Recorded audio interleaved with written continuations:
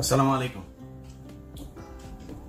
আপনারা এরই মধ্যে বর্তমান যে সরকার, সেই সরকারের যে মনোভাব সেটা মোটামুটি আমার মনে হয় প্রকাশ পেয়েছে। বিশেষ করে ধরেন সবশেষ যেই ঘটনাগুলো ঘটছে, ডক্টর মোহাম্মদ ইউনূসকে সামনে রেখে ভারত, প্রথম আলো, আসিফ নজরুলদেরকে দিয়ে যেই তাদের পরিকল্পনা বাস্তবায়ন করছে, সেটার সবচাইতে বড় প্রমাণ হচ্ছে এই ফারুকীর যেই নিয়োগ দেয়া, এবং সেটাকে কেন্দ্র করে সারা দেশে, আমার মনে হয় বাংলাদেশের যত মানুষ এই বিপ্লবের সাথে ছিল, এমনকি আসিফ, নাহিদ, সার্জিস, তারপরে হাসনাত সহ যত সমন্বয়ক যারা এই যুদ্ধে সামনে থেকে ছিল, সবাই এটার ব্যাপারে একমত ছিল যে ফারুকীকে রাখা যাবে না। কিন্তু একটু চিন্তা করেন যে এই যে ফারুকীকে রাখা হলো সবার মতামত উপেক্ষা করে, কেন, কার জন্যে? কারণ আসিফ নজরুলের কথা আপনি চিন্তা করেন। আসিফ নজরুল গেল 4 মাস 6 মাস আগেও যদি নাকি তার ফেসবুকের প্রতিটা পোস্ট কি সুন্দর জনগণের পক্ষে কথা বলতো, তাই না? এখন সরাসরি তিনি 180 ডিগ্রি ঘুরে গিয়ে তারপরে জনগণের বিরুদ্ধে চলে গেলেন। এর কারণ কি? নিশ্চয়ই এটার পেছনে কোনো একটা কারণ আছে। তো আমি একটা বিষয় নিয়ে কাজ করছি, সেই বিষয়টা নিয়ে কাজ করতে আমার আসলে অনেক গোয়েন্দা কর্মকর্তা, সেনাবাহিনীর অফিসার, সিভিল অনেকের সাথে কথা বলতে হচ্ছে, এবং সেই তথ্যগুলো ক্রস চেক করার জন্য আবার বাড়তি আরো অনেকের সাথে আমার ব্যক্তিগতভাবেও কথা বলতে হচ্ছে। অনেকে ফোন করছেন, এই গত 1 সপ্তাহ ধরে অনেকে ফোন রিসিভ করতে পারছি না, সেটার জন্য দুঃখিত। তো মূলত ওই কাজটা করছি, ওইটা করতে আমার বোধহয় আরো 2-3 দিন সময় লাগবে। এইটা নিয়ে ব্যস্ত আছে। সেই প্রোগ্রামটা দেওয়ার পরে আপনারা অনেক কিছু পরিষ্কার হয়ে যাবেন। তো তার আগে আপনাদেরকে একটু বলে রাখি, সেটা হচ্ছে যে ভাই, এই দেশটা আসলে আসিফ নজরুল আর ফারুকীরা যেভাবে চালাচ্ছে, এইভাবে চালানোর জন্য স্বাধীন হয় নাই। এই জন্য মানুষ রক্ত দেয় নাই।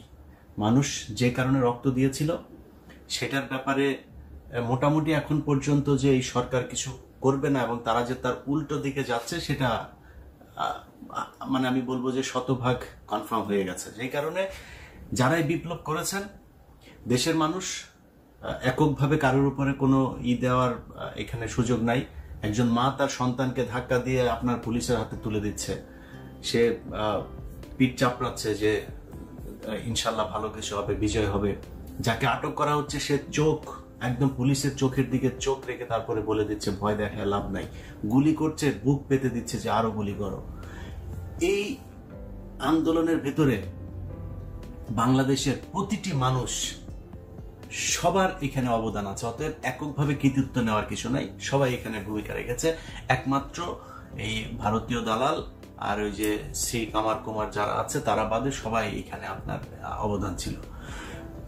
অতএব এই বিপ্লবের পরে যেভাবে গা ছাড়া দিয়ে তারপরে সবাই মনে করলেন যে বিজয় হয়ে গিয়েছে, ঘরে চলে গেলেন, এইটা হচ্ছে আমাদের সমস্যার সবচেয়ে বড় ভুল ছিল এই জায়গাটা। অতএব এইটা ঠিক করতে হবে। যারা ছাত্ররা আছেন তাদেরকে আমি বলবো, এই যে গত যেই রদবদল হলো সেখানে মাহফুজ আলমকে আপনার প্রধান উপদেষ্টার বিশেষ সহকারী থেকে সরায় উপদেষ্টা বানায় দেওয়া হলো। নাহিদ ইসলাম, তারপরে আসিফ, তাদেরকেও এখান থেকে সরানোর জন্য নানান ধরনের পায়তারা করা হচ্ছে। বিশেষ কিছু সিদ্ধান্ত নেওয়ার ক্ষেত্রে আসিফ এবং নাহিদ তাদেরকে জানানোই হচ্ছে না। তো এগুলো খুবই অ্যালার্মিং। যে কারণে আমি মনে করি আসিফ, নাহিদ, সার্জিস, হাসনাত সহ যারা এখানে সমন্বয়ক ছিলেন, আন্দোলনে ছিলেন, যেসব রাজনৈতিক, আমি এখানে বিএনপি জামাতকে ছোট করে দেখার কোনো সুযোগ নাই। বিএনপি জামাতের অসংখ্য মানুষ এখানে আপনার এই যুদ্ধে অংশ নিয়েছিল, এবং তাদের এই শহীদদের ভেতরে বেশিরভাগই বিএনপি এবং জামাতের লোকজন। তো এই যে মানুষগুলোর সবার অবদান, আমি মনে করি এই বিজয়টা তাদের কারণে এসছে। বিজয়টা এই এখন যারা এই যে উপদেষ্টা মন্ডলীতে আছেন, এদের আসলে এই দেশের একমাত্র ডক্টর মোহাম্মদ ইউনূস, ওইদিকে আদিলুর রহমান, আসিফ নজরুল, তার তো কিছু ভূমিকা অবশ্যই ছিল, এখনকার যে ভূমিকা সেটা নিয়ে তো প্রশ্ন আমরা তুলবই। কিন্তু এই মানুষগুলোর কিছুটা আমরা চিনতাম যে এরা আসলে সরকারের বিরুদ্ধে কথা বলছে, ভেতরে কার কি সেটা আমরা জানি না, কিন্তু কথা বলছে অন্তত। এই মানুষগুলোর বাইরে উপদেষ্টাদের নাম আমি আমার মতো একজন মানে এত রাজনীতি নিয়ে আমি বিশ্লেষণ করি, এত এই সোশ্যাল মিডিয়াতে কি হয়, কোথায় কি হচ্ছে, সরকারে এত কিছু নিয়ে আমি আলোচনা করি, আমি নিজে জানি না। বিশ্বাস করেন, আপনি হয়তো মনে করবেন যে আমি ফান করছি, আমি সবগুলো উপদেষ্টার নাম জানি না। তো এটার কারণ হচ্ছে এদের এই দেশে এদের কোনো অবদান নাই এবং এদের কোনো ভূমিকা ছিল না। এরা আওয়ামী লীগের বিরুদ্ধে 15 বছর একটা শব্দ পর্যন্ত লেখেন নাই। তো তাদের কাছে আপনি দেশ তুলে দিবেন? এত রক্ত দিয়েছেন এদের জন্য। অতএব আপনাদেরকে এটা বাধ্য করতে হবে। বাধ্য কিভাবে করবেন? আপনি শিল্পকলা একাডেমি নিয়ে অনেক কথা হচ্ছে না?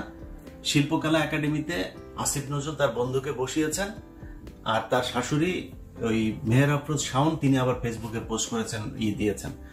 আসিফ নজরুল তার নিজের মন্ত্রণালয়ে ফারুকীকে দিয়েছেন। আচ্ছা, নিজের মন্ত্রণালয়ে ফারুকীকে দেওয়ার পরে এই ফারুকীকে কারা কারা আপনার করছে, ওর নাম কি, চঞ্চল, পলাতক চঞ্চল চৌধুরী, সে অভিনন্দন জানাচ্ছে। মুন্নি শাহ, পলাতক আরেকজন, সে অভিনন্দন জানাচ্ছে। তো এই যে এদের নিজেদের লোকজন যে আসিফ নজরুল যে তাদের কথা বলছে, সেটা এসব দিয়ে প্রমাণ হচ্ছে। অতএব এগুলোকে এখন আপনি করবেন কি? আসিফ নজরুল বাংলাদেশে এত শক্তিশালী কেন? আসিফ নজরুলের 2 দিন পরে রাস্তায় ধরে পোলাপান থাপড়ে, ন্যাংটা পোলাপান থাপড়াইলো, আসিফ নজরুল পাশে 2জন মানুষ এসে দাঁড়াবেন। আসিফ নজরুল যা করলো এই 5 তারিখের পর থেকে এখন পর্যন্ত। অতএব আসিফ নজরুল চাইলে এটা করতে হবে। ভাই, এখন ধরেন আপনি এই যে কালবেলা এই সন্তোষ শর্মা এখন পর্যন্ত আপনি অফিস করছেন, আরে ভাই ওটা থাপড়া ওইখান থেকে রাস্তায় ওইখানে দাঁড়ায় থাকতে হবে, পোলাপান দাঁড়ায় থাকতে হবে, 200-400 রাস্তা দিয়ে আসবে, 2-5জন দাঁড়ায় থাকলেও চলো, উঠবে ওরা থাপড়াইতে হবে ধরে, ও নামবে ওরা থাপড়াইতে হবে ধরে, ও অফিস করে কেমনে? তো আমরা চাইলে এগুলি কিন্তু করতে পারি, বাট করছি না, সময় দিচ্ছে। কালকে ওই যে বৈশাখী টেলিভিশনের অশোক চৌধুরীকে নিয়ে একটা প্রোগ্রাম করেছি আমি, 15 মিনিটস নিয়ে আমার দেশে কাজ করছিল, সেটা নিয়ে কাজ করার সময় আমার টিমের এই খবরটা অশোক চৌধুরী জেনে যায়। পরশুদিন সে করেছে কি, সে তাদের ওই অফিসের একটা গ্রুপ আছে, ওই গ্রুপের মধ্যে সে আপনার মেসেজ পাঠিয়েছে যে সবাইকে কাউকে না জানিয়ে সে চলে যাচ্ছে, এই জন্য দুঃখিত, কেউ যেন কিছু মনে না করে, সবার কাছে দোয়া চেয়েছেন। তারপর থেকে সে পলাতক। এর কারণ কি? কারণ এই যে মেয়েরা যে আমার কাছে বক্তব্য দিচ্ছিল যে তার কাছে কিভাবে যৌন হয়রানির শিকার হয়েছে, সেটা মানুষ জেনে যাবে এবং তার বিরুদ্ধে মামলা হবে, পুলিশ খুঁজবে, তার আগে থেকেই তিনি চলে গিয়েছেন। এইরকম এই সাংবাদিকতা, এই যে বাংলাদেশে টেলিভিশন, পত্রিকা, বিভিন্ন জায়গায় এরকম বহু লোকজন আছে যারা কিনা আমাদের কথা শুনছে না। আমাদের দাবি একটা ছিল, সেটা হচ্ছে যারা এই কয় বছর দালালি করেছে তারা মিডিয়াতে থাকতে পারবে না। আমাদের সেই দাবি মানা হয় নাই। একজন আছে, সে নিজেকে বলে যে তাকে নাকি তারেক রহমান নাকি তাকে পাঠিয়েছে। তো আমি কথাটা সরাসরি বলছি যাতে তারেক রহমান এবং বিএনপি তার ব্যাপারে ব্যবস্থা নিতে পারে। ওয়াহিদুজ্জামান RTV-তে সে বসেছে, দখল নিয়েছে, নিয়ে 5 লাখ টাকা বেতন নিচ্ছে মালয়েশিয়াতে বসে। আবার দেশে কয়েকজন, আমার সাথে 2-3জন টেলিভিশন পত্রিকা মালিকের সাথে কথা হয়েছে, তাদেরকে সে থ্রেট করছে, তাদেরকে নাকি তারেক রহমান নাকি তাকে বলেছে যে ওইগুলো দখল করতে। এখন দখল করবে না যদি নাকি ওরা কিছু টাকা পয়সা দেয়। কারো কাছে 2 কোটি, 3 কোটি, 5 কোটি করে টাকা যাচ্ছে। এই ওয়াহিদুজ্জামান অ্যাপোলো, সে RTV দখল নিয়েছে, কোনো সমস্যা নেই, তারেক রহমানের নাম ভাঙায় নিলেন, আমাদের কোনো সমস্যা নাই। আপনি তো আওয়ামী লীগের দালালি করেন এতদিন, কিন্তু যাওয়ার পরে সে আওয়ামী লীগের পোলাপানকে ওইখানে বসায়, তারপরে বিএনপির পোলাপানকে ওইখান থেকে বার করে দিচ্ছে, আওয়ামী বিরোধী লোকজন ওইখান থেকে বের করে দিচ্ছে। এই হচ্ছে এই অ্যাপোলোদের চরিত্র। মোসাদ্দেক হোসেন ফালু, তাকে RTV-তে ঢুকতে দেওয়া হচ্ছে না। তো এগুলো নিজেদের লোকজনকেই নিজেরা, আপনি ওই যে ওইদিকে আরেকজন আছে, সে কিনা আপনার হায়দার টায়দার, তাদেরকে বসায় রেখেছে। ডিবিসিতে এখনো পর্যন্ত 1 পাল রয়েছে। তো এই যে সরানো হচ্ছে না, আমরা কিন্তু এক এক করে সবগুলির ধরবো। তখন হাত পা ধরে চাপাচাপি করলে লাভ হবে না। একজনের কোনো রিকোয়েস্ট, যে রিকোয়েস্ট করে, সেটা খালেদা জিয়া করুক, তারেক রহমান করুক, যে মনে চায় করুক, কারো রিকোয়েস্ট কিন্তু শুনবো না। ভালোই এখনো সময় দিচ্ছি। অশোক চৌধুরীর মতো ধরার আগে সুন্দর করে এগুলোরে সরান। আমরা আপনাদের কাছে আমাদের কোনো চাওয়ার নেই। আপনি বিএনপি করেন, জামাত করেন, আমি 2 দলই করি, আমার বিএনপি জামাত নিয়ে কোনো সমস্যা নাই। কিন্তু আওয়ামী লীগের যে দালালরা এতদিন ছিল, যারা শেখ হাসিনার সব লুটপাট, খুন, গুম এগুলোর বৈধতা দিয়েছে, সেটার বিচার করতে হবে এবং তাদেরকে ওইখান থেকে সরাইতে তো হবেই।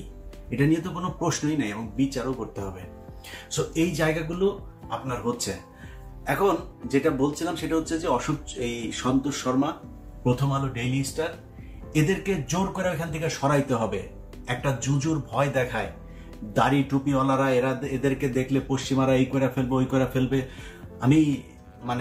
আমি চাইও না সেরকম পরিস্থিতি তৈরি হোক, কিন্তু এই বাংলাদেশের মানুষ শাসন করবে। আপনি যা মনে চায় তাই করছেন, হিন্দুরা তারপরে ওইদিকে ইসকন টিসকন যা মনে চায় তা করবে, তাদের কিছু বলা যাবে না। আর আলেমরা মাঠে নামলে পশ্চিমারা এই করে ফেলবে, ওই করে ফেলবে। কি করে ফেলবে? পশ্চিমারা এই রক্ত দিয়ে তারপরে দেশ স্বাধীন করছে, তাদের এই স্বাধীনতা নাই, তারা এটা চাইতে পারে না।